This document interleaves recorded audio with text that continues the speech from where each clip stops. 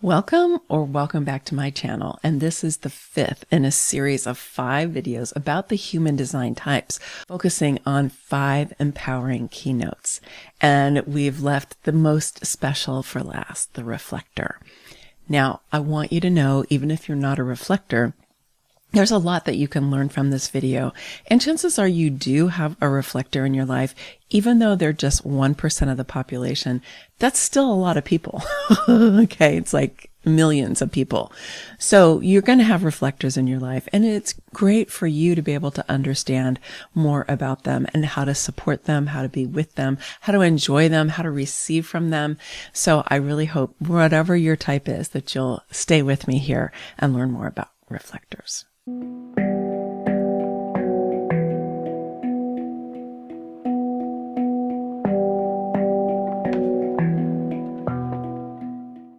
So the reflector is the most rare of all of the human design types. They are 1% of the population, and they do not have any channels or any centers defined in their charts. They do have gates defined in their charts. Oftentimes those gates are multiply activated, which I'm going to talk about in a second. But when you look at their chart, and I'll show you some as we go through, it's that they're primarily white, right? And so they're a very interesting type.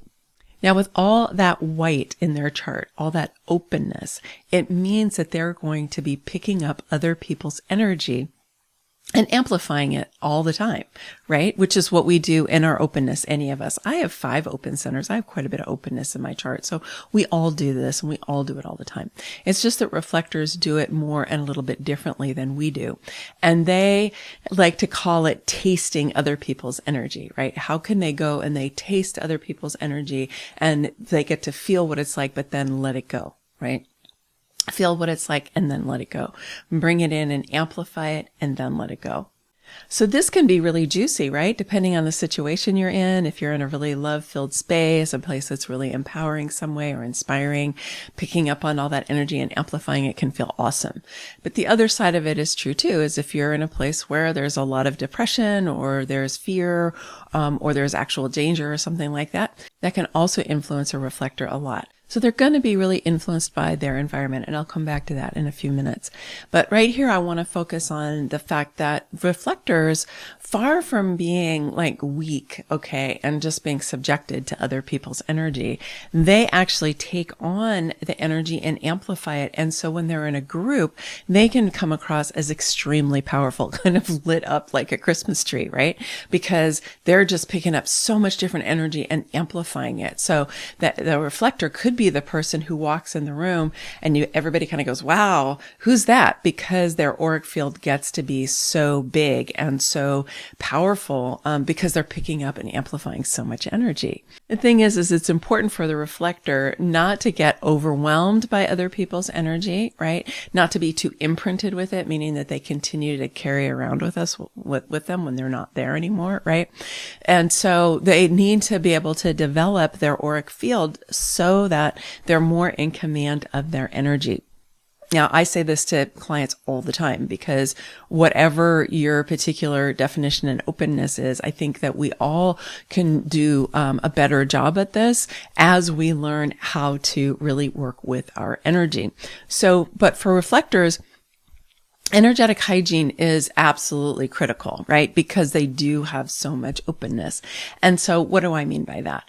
So we can do different energy practices. I often recommend doing breath practices.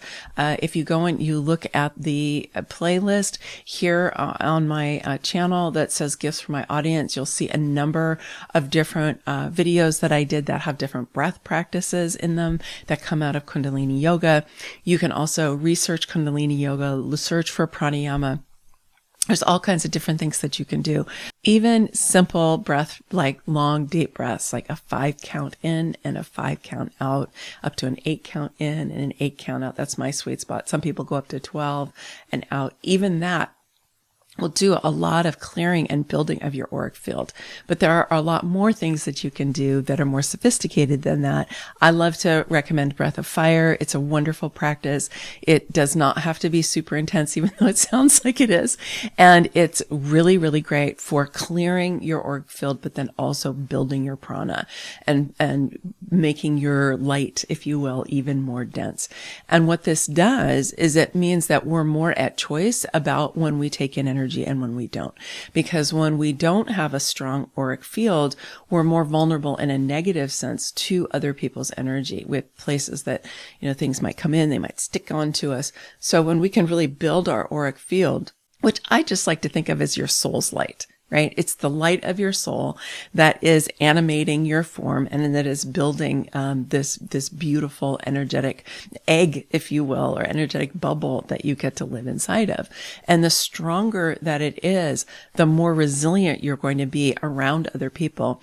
But it doesn't mean that you cut off all of your sensitivity. It just means that you have more protection and you're more at choice about what energies you decide to bring in and which ones you're automatically kind of filtering out. And for the reflector, this is a really great practice for them to be building their auric field so that they can enjoy tasting other people's energy, but not being overwhelmed by it or confused by it or being overtaken by it. They can have more of their own integrity. And so that when they're interacting, they still have a strong core that they're operating from. Okay, so empowering keynote number 2 is to look to your definition for guidance. Now, reflectors do have plenty of definition. They just don't have it in their complete channels or the centers. So you want to look for what particular gates you have, and especially the ones that have more than one activation. Very often, these are the outer planets. So a lot of times you'll see, for example, Pluto might be in the same gate, in the red and in the black, right? The unconscious and the conscious on your chart. So in that case, you might have the 41 and both, right? And then that means you have 2 activations in the gate 41. And then if it shows up somewhere else in your chart, right? Let's say Mars is in the 41. That means you've got 3 activations. And then let's say you also have Mercury there. That means you have 4 activations. So all of a sudden the 41 becomes a super important part of your chart. And the 41 in traditional human design is fantasy, and it kind of gets a bad rap, like you're just, it's kind of like wishful thinking, you're just living in a fantasy world. But in quantum human design, it's imagination, right? It's our ability to imagine and to envision and to use the power of that creative process of imagination to be creating visions of what we want to be engaging with in our life, where we want our life to go, what we want to see happen for humanity and for our families and so on. So if a reflector had that gate activated 4 times, just as I suggested, then they know that's going to be a huge theme for them, right? And if it's Mercury, it's part of what they're here to talk about and to teach about. If it's Mars, it's their spiritual warrior. And that's a place where they're going to really, in their imagination and using their imagination, what they're able to create with their imagination, they can put a stake in the ground and say, yes, this is what's worth fighting for, because that's kind of like the higher expression of Mars. And then Mercury gives you the opportunity to be speaking about it. And if Pluto's lighting it up too, Pluto's kind of like, if you don't pay attention to this, we're just going to burn it down until you do. So for the reflector, you want to look at your chart and see where do any of the numbers show up more than once. And for a reflector, they generally do, because that's why they don't have channels and centers defined, because their activations tend to cluster in particular areas. You can see here, this is a reflector chart. I did a reading for this woman, and you can see over here on the right-hand side of the image, right next to that 46, which is where the Earth is, right above that is the gate 18. And you can see both Saturn and Jupiter in there are twice. So that means that she's got 4 activations in that gate 18. And the 18 is the gate of correction in traditional human design and the gate of realignment in quantum human design. And this is an intense energy. And so for this person, a lot of my reading with her was helping her to come to understand what the gate 18 is and what can be the kind of negative side of it. How can it be something that would be really hard for her to have in her life, because this can become very judgmental, right? Correcting people or correcting the self also. Or it can be really about bringing things into order, really realigning things. So it could go either way. Okay. It doesn't have to be a really negative energy, but it can be. So for you, reflector, you want to go and take a look and see if you can get your mandala run. It's easy to see it this way because you can see the different planets that are in the different gates. But you can also just look at the lines of numbers and see where the planets are in which gates. And if there are certain gates that show up multiple times, because they're going to be, because that's always true with reflectors. Those are going to be your major themes. Then you also want to take a look at what are the electromagnetics. So that's basically, I was just talking about the gate 18, right, which is coming off the spleen, and its mate is the gate 58, which is on the root center, right? And that when those come together, that creates a complete channel. And if that were to be the case, then the spleen would become defined and the root would become defined. So for your reflector, when they come around somebody with the 58, like I have the 58, for example, if that person comes around me, then their spleen's going to get defined and their root's going to get defined, and that whole channel is going to be defined. And so we all are attracted to people who have the opposite gate of one that we have a hanging gate. That's all that reflectors have are hanging gates, right? Because they don't connect. But we're all attracted to people who have that electromagnetic. But for reflectors, it's going to be even more so, because that's going to all of a sudden give them access to energy that they don't already have on their own. And then it's going to be like, boom, they're going to get both of those centers and that whole channel. And so some energy is going to start circulating in a really different way. So it's good to get to know what your electromagnetics are too, because sometimes you might even relate more to the energy of the electromagnetic, like the gate 58, which is the gate of joy, of mastery, and quantum human design. You might even know that one better because you're so used to kind of attracting people with that energy and then amplifying, and then you feel that in your body, right? And so you want to be just taking a look at that as well, because this is going to help guide you as to what kind of your core energy are, which are the hanging gates, right? But then also the energies that are going to come and go, but that you're going to be attracted to. And you want to see, what does that feel like in my body? How do I engage with my life differently when I'm around people who have those electromagnetics? It can be very, very dynamic and exciting for a reflector, to have a good friend. I actually had a couple of women who were in a small coaching group with me, and one of whom was a reflector, and we were looking at their two different charts, and sure enough, they had an electromagnetic which defined the throat and the emotional solar plexus. And so boom, they had a lot of conversation. They loved to talk about emotional stuff, and the reflector got really lit up around that, and she felt that really strongly. So this is a fun way for reflectors to get to know themselves better, is just to go and take a look at your definition and your specific electromagnetics.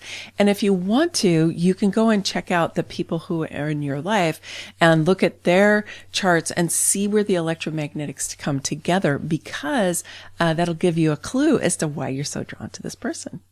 Now, empowering keynote number 3 is decision making with the moon and the other transits.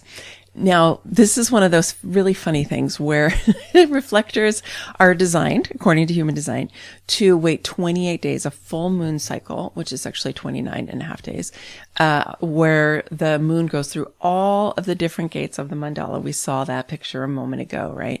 And the idea here is that as the moon passes through each one of those gates, the reflector is going to feel them from the moon, right? And they can kind of be checking in. It's approximately about every 8 or 9 hours. It's constantly changing.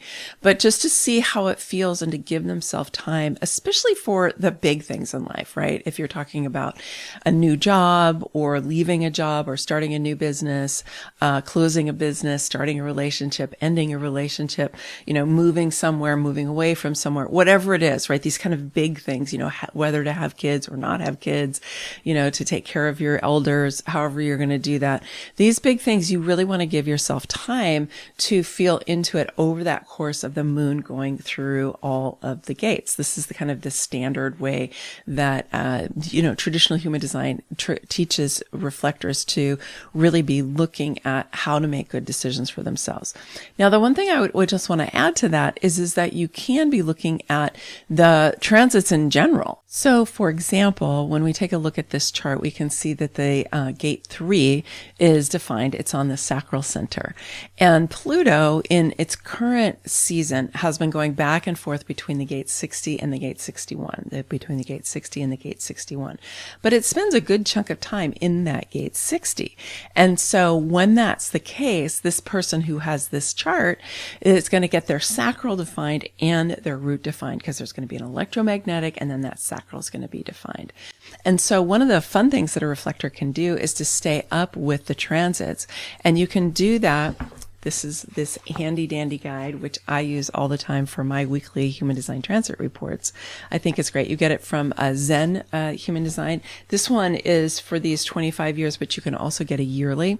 But it tells you where all the planets are throughout the year. And so for a reflector, you could look and see what kind of definition you have and see, well, is my sacral going to get defined at certain times? Because if it does, you're going to have a boost of generator energy, and you could potentially be using that energy for making decisions, because your sacral will be more consistent with you during that time. It's not that you don't have a sacral, because you do have a sacral. Everybody's got a sacral. It's just that you don't have it defined, and you don't have that consistent, ongoing, ready, reliable experience of that energy. But during this time, you could potentially play around with and see if you can get a kind of sacral response going on. So give it a try. I've had reflectors tell me that that works for them. So, human design is a big experiment. So I would suggest that you could add that in for yourself, especially if you know you're making some big decisions, and just see if you do have some extra support coming for you if you do get a sacral defined. And the thing about like the outer planets is that they have a much longer transit than does the moon. Like I said, the moon's like 8 or 9 hours in a gate, right? It's moving fast. Whereas like Pluto's like way out there. It's like, I think it's like 180 years or something. It takes Pluto to go around the sun. It's a long time. So we get those outer planets staying in the gates much longer. So I just think it could be worth it for you to check it out, and also for other people in your life to know about that kind of thing. But also with decision making for reflectors is pretty similar to a lot of projectors, which is that you benefit from being able to talk through what it is that you're thinking about, right? Ideally, you're going to have a high quality listener, somebody who's really going to listen to you, maybe ask you, try to draw you out, ask clarifying questions. They're not going to have advice for you. They're not going to tell you what to do. They're not going to have their own agenda. They're just going to be like, oh, tell me more about that. Oh, and what about this? And that makes me think of this. Is that part of that? That kind of thing, right? So it's not about, well, I really think you should do that. And if you do this, you could fix that issue.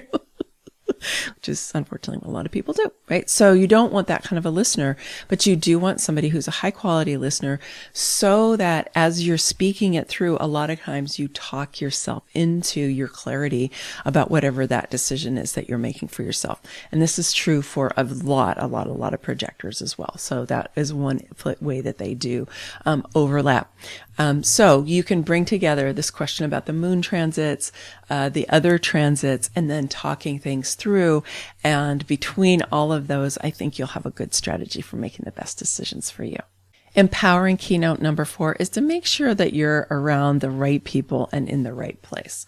Now, of course, this is important for all of us, and it's definitely important for people who have an open G center, but it's even more important for reflectors, because they are going to be picking up the energy of the people that they're around and amplifying it all the time. So they want to make sure that for the most part, that's energy that they're enjoying. It's energy that's uplifting them. It's energy that is giving them more prana. It's not draining them. It's not making them feel like, oh gosh, this is really toxic. I don't want to be around this. Or it's requiring a lot of my energy to kind of manage other people's energy, right? I did do a reading for a reflector a couple of years ago, and she was working in a really toxic environment. And, it was really hard for her. And I just said, my best advice is you actually need to move. You need to get out of that environment. I don't know that you're really completely going to find a way to make your peace with it, because you're a reflector. And I don't recommend that you're in an environment that you feel is really toxic. It's just over the long term, it's going to wear you down, and it could make you sick. She didn't love hearing that, but she also was grateful. So it's really important for reflectors to be in the right place with the right people. And I would say this is especially true for the people that you're around the most, like your partner. If you have a partner, a spouse, a best friend, anybody that you live with, right? Now, obviously, your kids are your kids and you're going to have them living with you for however long you do. But with your partner, you have choice about that, right? And so you want that person to be really supportive of you. You want them to understand that you are a reflector.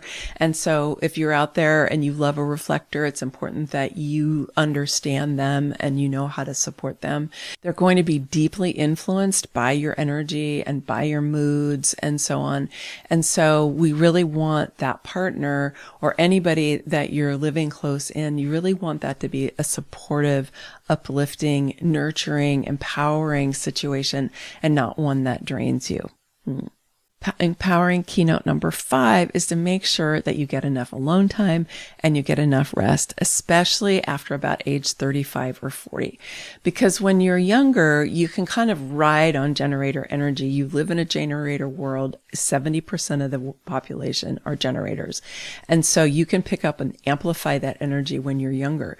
But if you keep doing that over and over and over again for many years, just like with projectors and with manifestors, you can really burn yourself out. And so you want to be careful of that and you want to really take care of yourself before you start to get really exhausted. Like, don't wait until then. I know that Ra, the founder of Human Design, would say that it's more important for reflectors than any other type, although he recommends it for everybody, which is to sleep alone so that you are not constantly being bombarded by your partner's energy or your kid's energy. He might even say your dog's energy. So you want to be aware of having a space where you can just let all the external energies drain out of you and that you get enough sleep. You're going to be more like projectors where you're not going to be able to necessarily stay up with generators, for 40, 50, 60, 70 hour work weeks. It's be very detrimental to your health to try to do that. So it's important for you to be able to set up your life so that you have choice about being able to go and rest, so that you're not in a situation where you get pushed to work, crazy hours or crazy deadlines or things like that. And so you can really protect your energy by getting enough alone time, getting enough rest. It doesn't mean you can't be around people. It doesn't mean you can't have a partner or kids or anything. It doesn't mean any of that. It just means that you need to care for your energy. You need to, like I said earlier, to be building your auric field, right? Clearing out other people's energy and building your own prana, your own chi, your own life force energy. And as you do that, it'll be easier for you to be around other people. But even so, you need to watch out in particular for too much generator energy. And that's just both pure generators and manifesting generators. Anybody who's got a sacral, because that thing is powerful. It's on all the time. And it's basically going wom, wom, wom. Like it's not even pulsing. It's just like wom, right? And so you're going to be influenced by that. So you want to make sure that you're not constantly riding it, because you could enjoy it. It could give you a lot of energy, but over time it will fry you. So don't do that. So reflectors are a really vital part of our community, our global community. They help us to understand what the health is of the people that they're around, because they're kind of reflecting that back out. That's why they're reflectors. And so if you have a reflector in your community, you can really be kind of tuning into what's going on energetically based on that, how that person is doing. And you want to help, kind of take care of that person if you have one in your community. Find out about that. Okay. But they do have a really kind of vital role. They're kind of cosmic in that regard, because they are so attuned to the transits that are going on. Whereas for people who have a lot more definition, not so much. They may not feel it so much. So, if you get to know a reflector, really send them a lot of love and support them to take care of themselves, and then enjoy the way that they just light up and become radiant when they're in a group and they can uplift an entire room. Okay, and if you would like to know more about how this fits in your own chart, I'm available to be doing readings, so I'll leave a little place where you can click at the end of the video if you want to find out how this or any of the videos I've been doing apply to your own particular human design. Many blessings, much love. Bye for now.